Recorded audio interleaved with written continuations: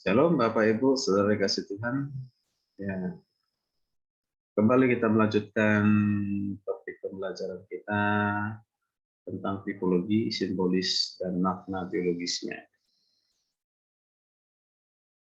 Nah, dalam kelanjutan pembelajaran ini kita akan melihat beberapa simbol berhubungan dengan warna.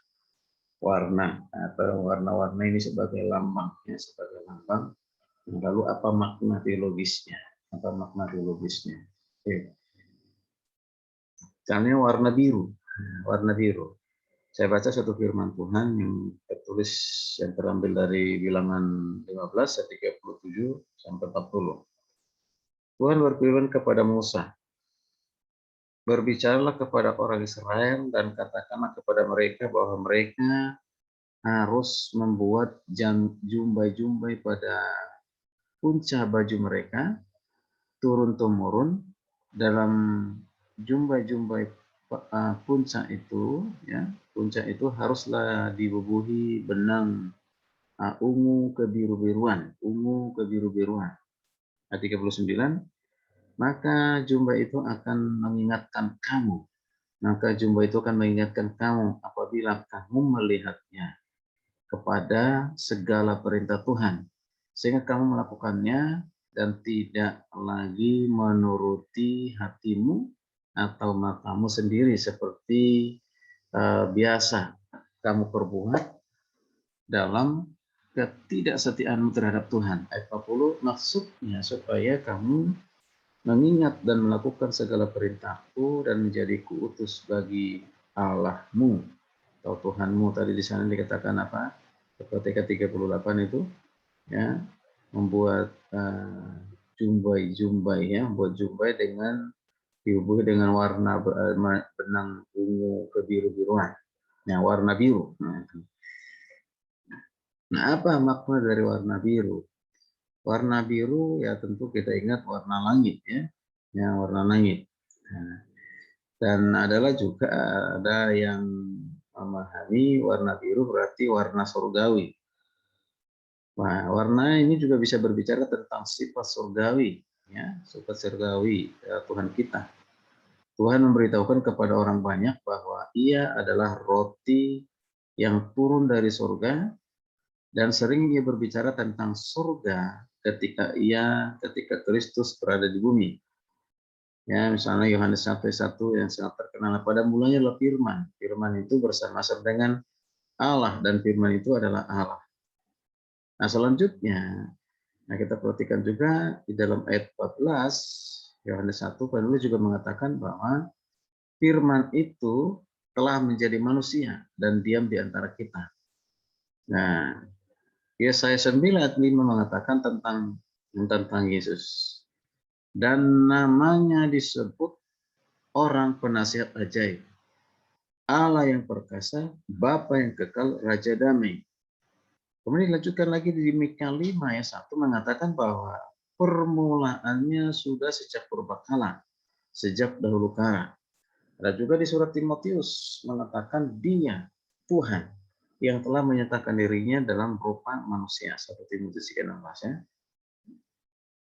Ya, Bapak Ibu saudara kasih Tuhan, sekalipun Yesus hidup di muka bumi selama kurang lebih dari 33 tahun, tetapi hati dan kehidupannya berada di surga. Tubuhnya merupakan suatu selubung yang jasmaninya bagi ketuhanannya.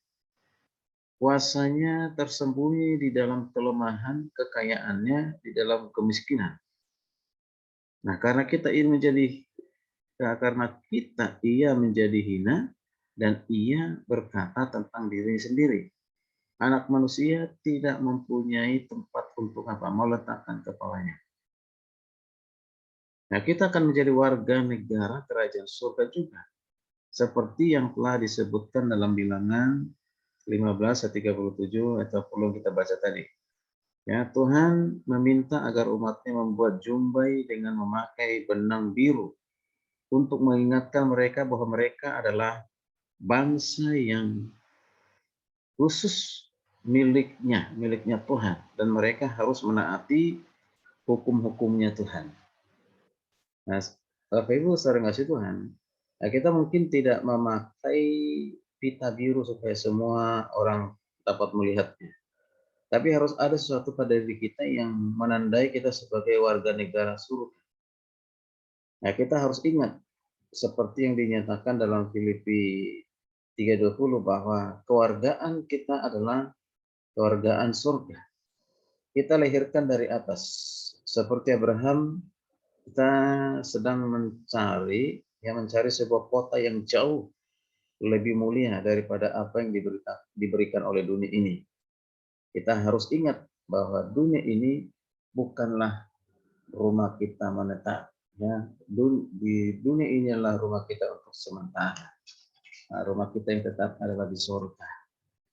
Nah, oleh sebab itu, Yesus mengatakan kepada para pengikutnya, kumpulkanlah bagimu harta di surga.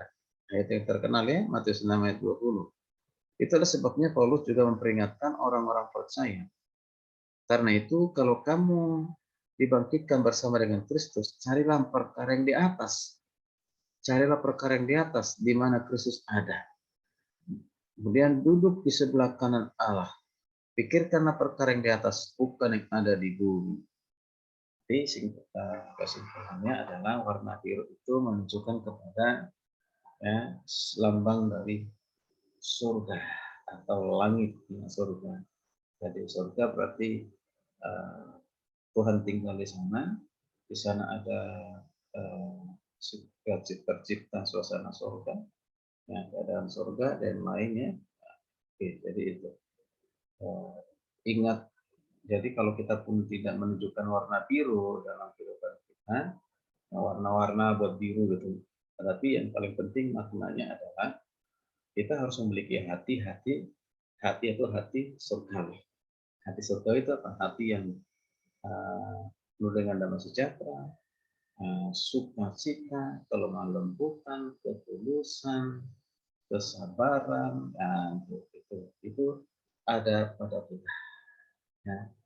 Terima kasih, kiranya ini bermanfaat buat kita semua. Shalom, Tuhan Yesus memberkati.